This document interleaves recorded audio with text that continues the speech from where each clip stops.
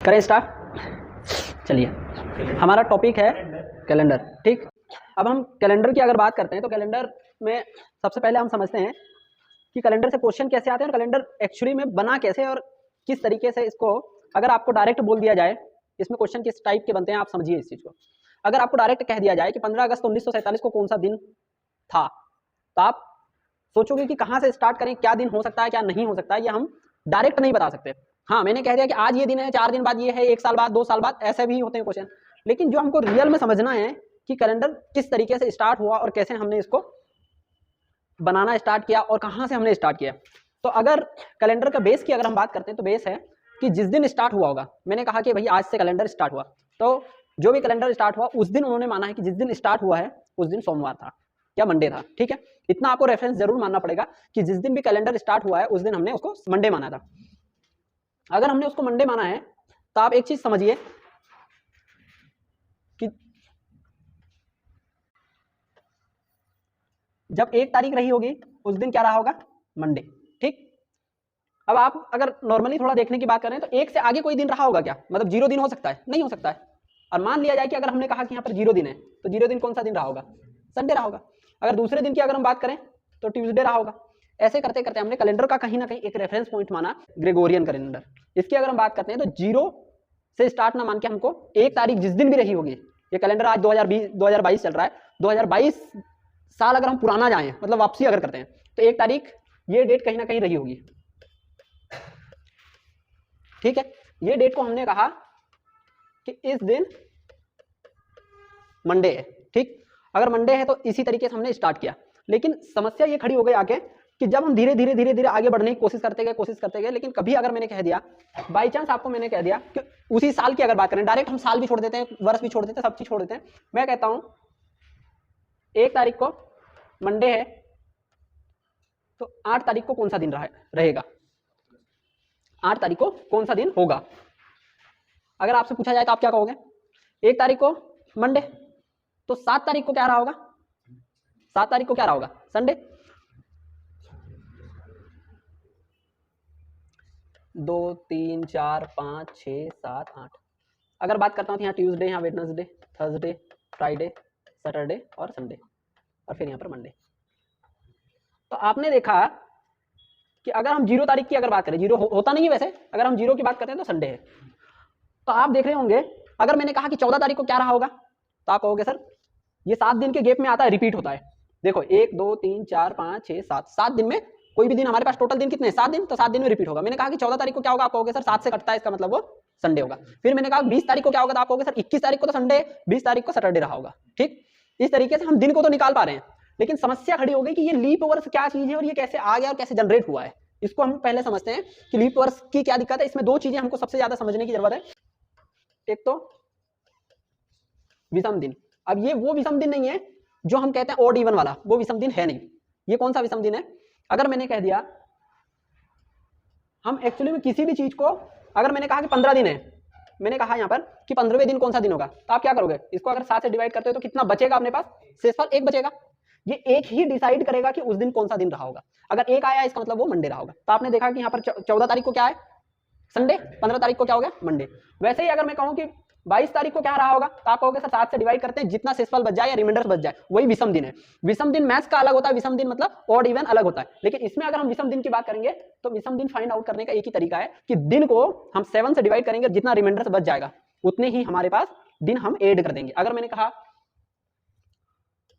कि 16 तारीख को मंडे है, ठीक, 16 तारीख को मंडे है, आपको मैंने कह दिया कि 20 तारीख को कौन सा दिन रहा होगा, आप क्या करोगे, अगर गैप 7 से कम है इनमें, तो 7 से कम है तो आपको पता चल गया कि 4 का गैप है, इसका मतलब इसमें 4 दिन, मंडे में 4 दिन जोड़ेंगे तो क्या आएगा, फ्राइडे। तो आपको सबसे पहले 2 चीज समझ में आनी चाहिए। एक तो विषम दिन क्या होता है कि विषम दिन हम फाइंड आउट कैसे करेंगे। विषम दिन फाइंड आउट करने का एक ही तरीका है कि उसको हम 7 से डिवाइड करेंगे।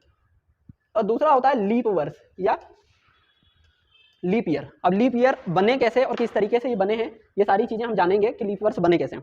हम अगर नॉर्मली अगर डायरेक्ट तौर पर बात करते हैं तो हम कहते हैं कि भाई 365 दिन में एक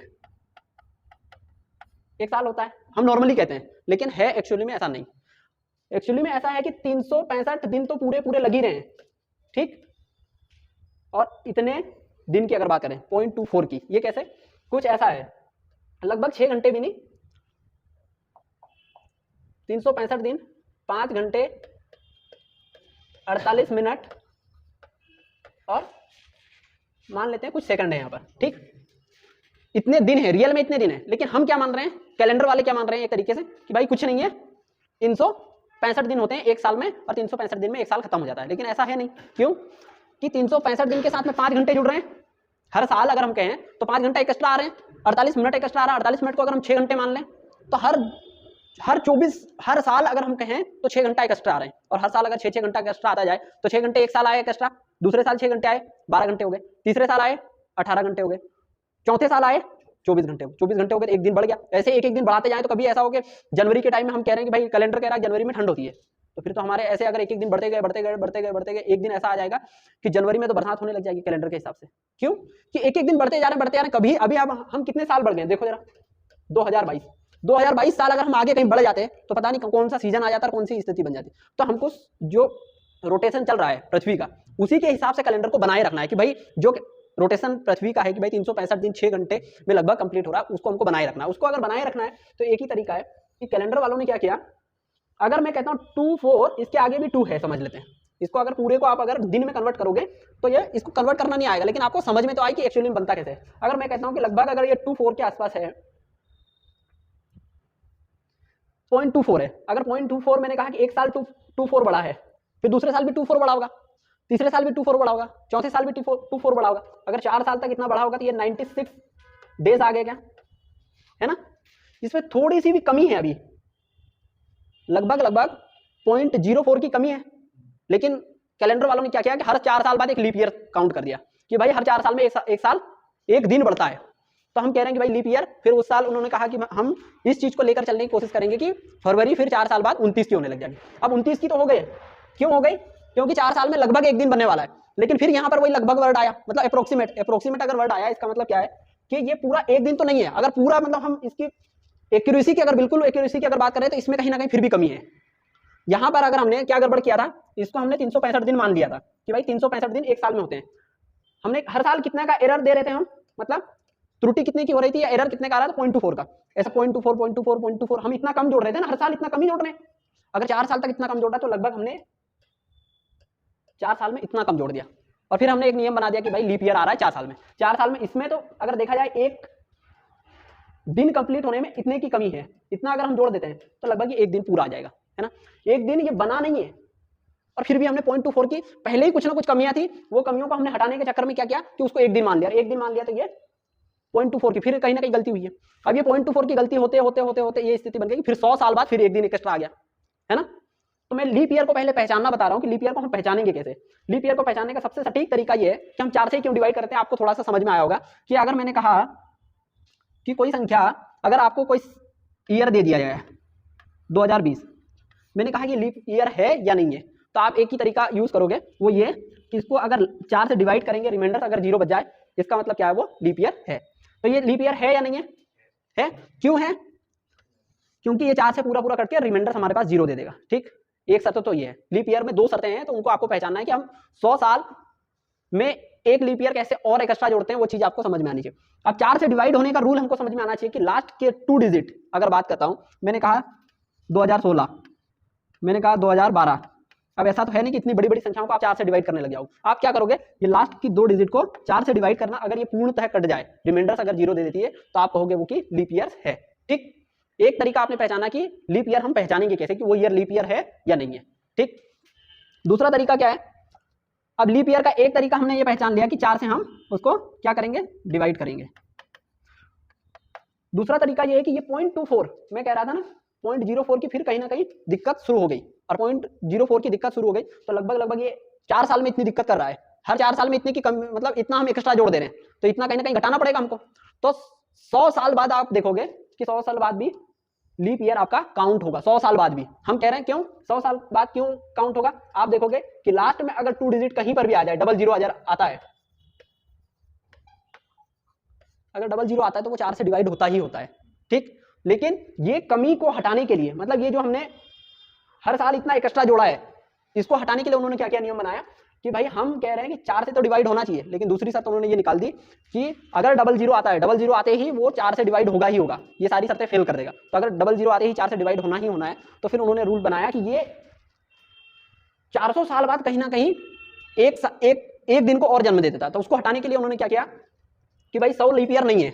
अब हम कहेंगे एक तरफ तो हम कह रहे हैं 4 से डिवाइड होना चाहिए, तो 100 लीप ईयर हो जाना चाहिए, लेकिन लीप ईयर नहीं है। क्यों नहीं है? उसके लिए उन्होंने ये एरर को हटाने के लिए उन्होंने क्या किया कि इसको 4 से डिवाइड करेंगे तो सारे के सारे 4 से डिवाइड होंगे। आप देखो अगर डबल जीरो होता है इसका मतलब क्या है, ये 100 है। डबल जीरो अगर किसी के लास्ट में लगा हुआ है इसका मतलब 100 लगा है, और 100 तो हमेशा ही आप देखोगे कि 25 से कटता ही कटता है।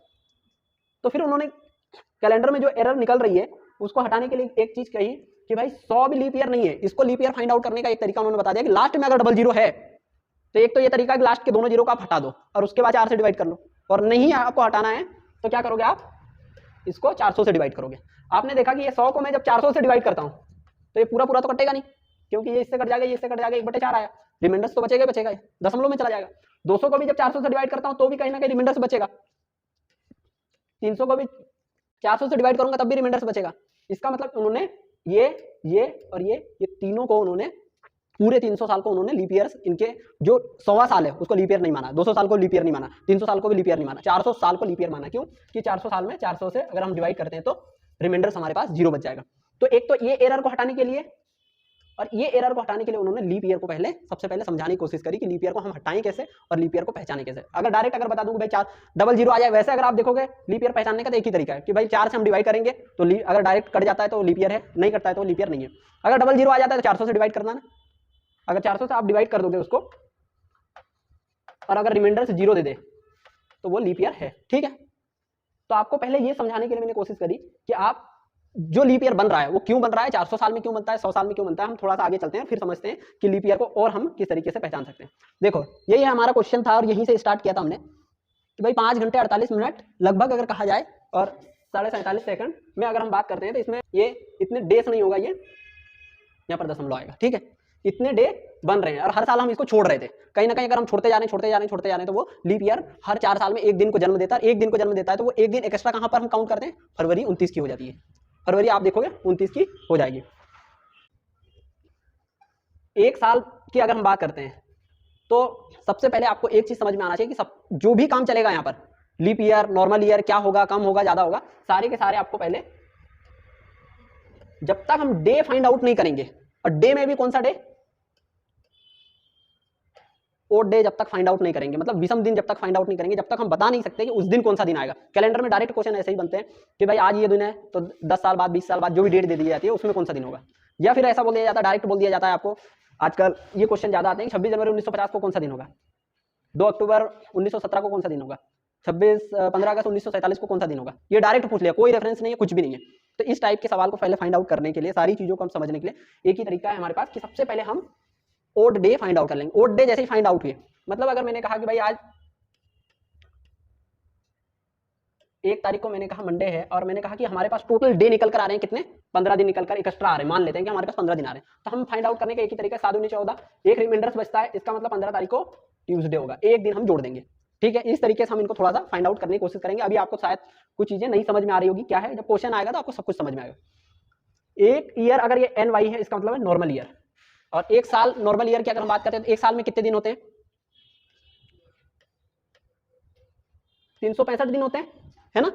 अगर 365 दिन है, अगर मैंने आपसे पूछ लिया कि भाई 365 दिन में कितने ओड डे होते हैं, तो एक ही तरीका है कि आप इसको क्या करोगे, 7 से डिवाइड करोगे, और 7 से डिवाइड करोगे 7 × 35, और फिर उसके बाद 7 दूनी 14, रिमाइंडर से 1 बचा। तो आपको जो निकालना है वो ईयर को नहीं निकालना है, आपको सिर्फ मतलब किस चीज से है, सिर्फ ओड डे से मतलब है बस, और इसके अलावा बाकी किसी चीज से मतलब नहीं है। तो आप एक नॉर्मल ईयर की अगर बात करता हूं तो क्या मैं डायरेक्ट ऐसा लिख सकता हूं क्या, एक नॉर्मल ईयर की अगर मैं बात करता हूं तो एक नॉर्मल ईयर में एक ओड डे आएगा। ठीक है, इतना आपको समझ में आ गया क्यों आएगा, क्योंकि हम ओड डे फाइंड आउट करने का एक ही तरीका है, 7 से हम डिवाइड करते हैं। 2 साल में कितने ओड डे आएंगे, अगर एक साल में एक ओड डे तो 2 साल में 2 ओड डे आएंगे। या तो फिर आप ऐसे करो कि 365 में 2 का गुणा करो और फिर उसको 7 से डिवाइड करो, या फिर डायरेक्ट आप 7 से अगर डिवाइड करते हो, एक साल में एक ओड डे आता है तो 2 साल में 2 ओड डे। फिर आपको एक लीप ईयर में ओड डे अगर फाइंड आउट करना पड़ गया तब आप क्या करोगे, कि आपको इतना समझ में आ गया कि एक साल में एक ओड डे होता है, 2 साल में 2 ओड डे होते हैं।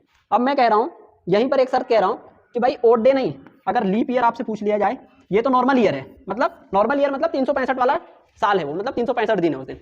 अगर लीप ईयर नहीं है, एक ये लीप ईयर नहीं है, ये नॉर्मल ईयर, इनमें क्या है टोटल डेज कितने हैं 365, और ओड डे की अगर बात करें तो एक दिन है।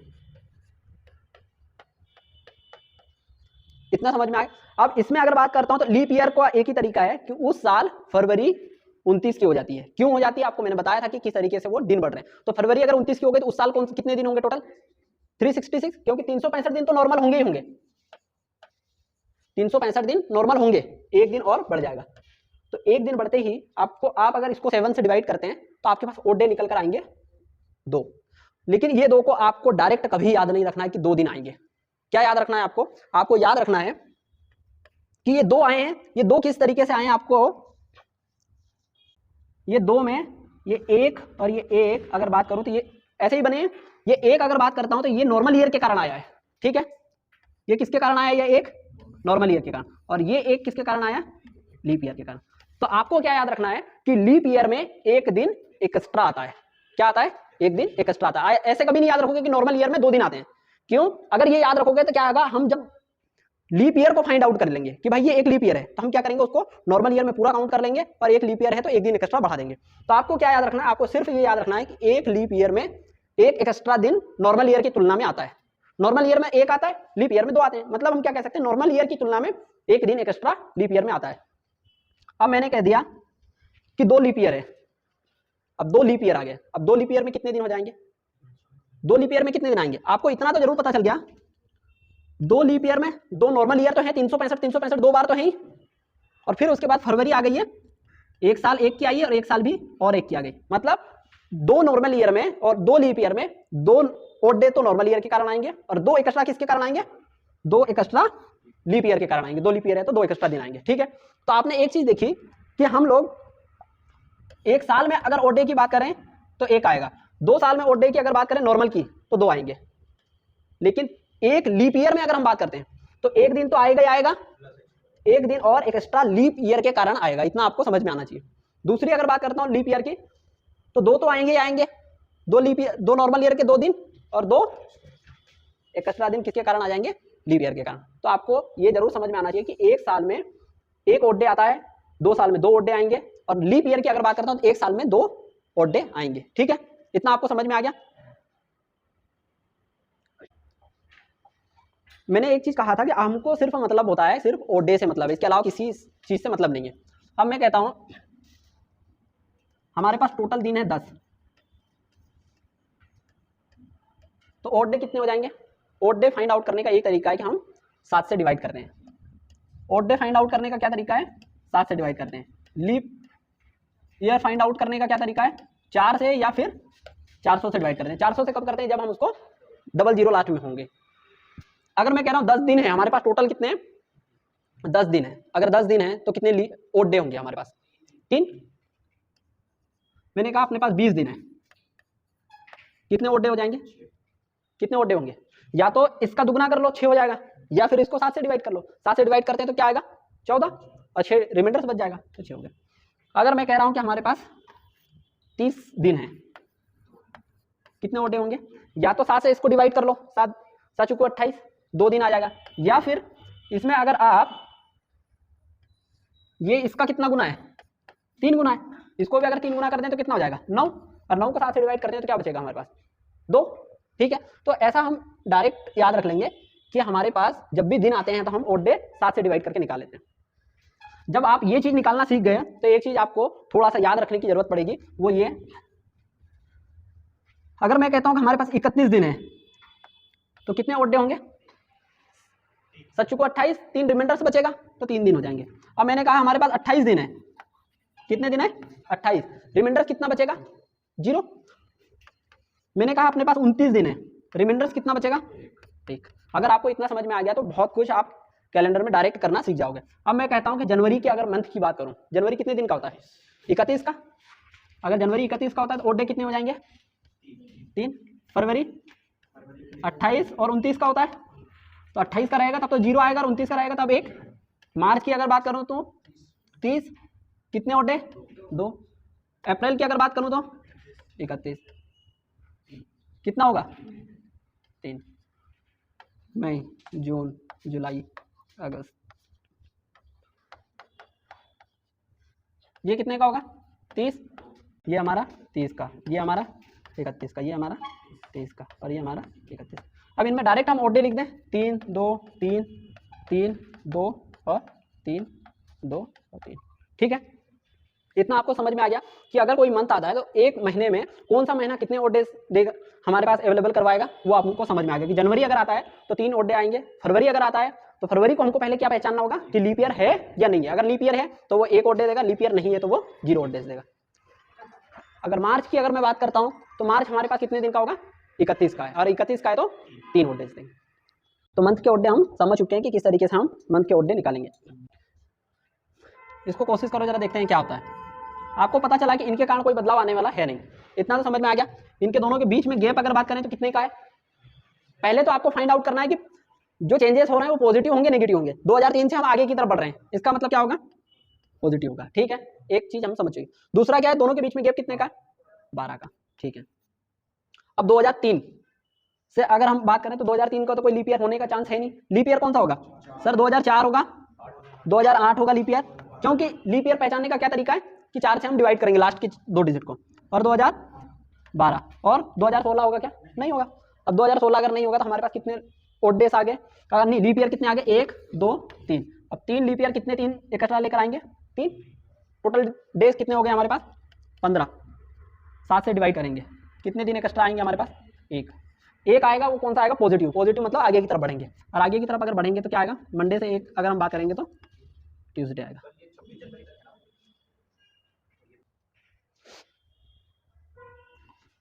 ये वाले सवाल को आप खुद ही कर लोगे ना? क्यों? देखो सिंपल सी बात है, सबसे पहले आपको गैप देखना है। गैप देखने के बाद आप क्या कहोगे? कितने का गैप है? पॉजिटिव का है, 14 दिन का गैप है। 2003 तो नहीं पता है हमें, लेकिन 2004 आएगा, 2008 आएगा, और 2012 भी आएगा, और 2016 भी आएगा। यही है ना? अब ये 14 तो कट ही गया, कितने और डेज एक्स्ट्रा आ गए हमारे पास? 4। अब फ्राइडे में 4 दिन जोड़ दो आप, कौन सा दिन आएगा? सैटरडे, संडे, मंडे और ट्यूसडे। अब मैं कह रहा हूं कि हमारे पास फ्राइडे में 4 दिन जोड़ दो। अगर आपका थोड़ा सा रिमाइंडर थ्योरम वगैरह आपने देखी होगी, या तो 4 दिन आप जोड़ो या 3 दिन घटा दो, आंसर सेम ही आने वाला है। क्योंकि 7 दिन का पूरा हमारा टाइम पीरियड कितने का? 7 दिन का है, तो या तो आप 4 जोड़ दो इसमें या 3 घटा दो। अगर 3 घटाओगे तो आप, क्योंकि टोटल सम कितना होना चाहिए? हम 7 से डिवाइड कर रहे हैं ना, तो टोटल सम हमारे पास 7 होना चाहिए। अगर 7 होना चाहिए मतलब 4 हम प्लस करेंगे तो हमारे पास आ जाएगा, या फिर हम 3 माइनस करेंगे तो भी हमारे पास आंसर निकल कर आ जाएगा। ठीक,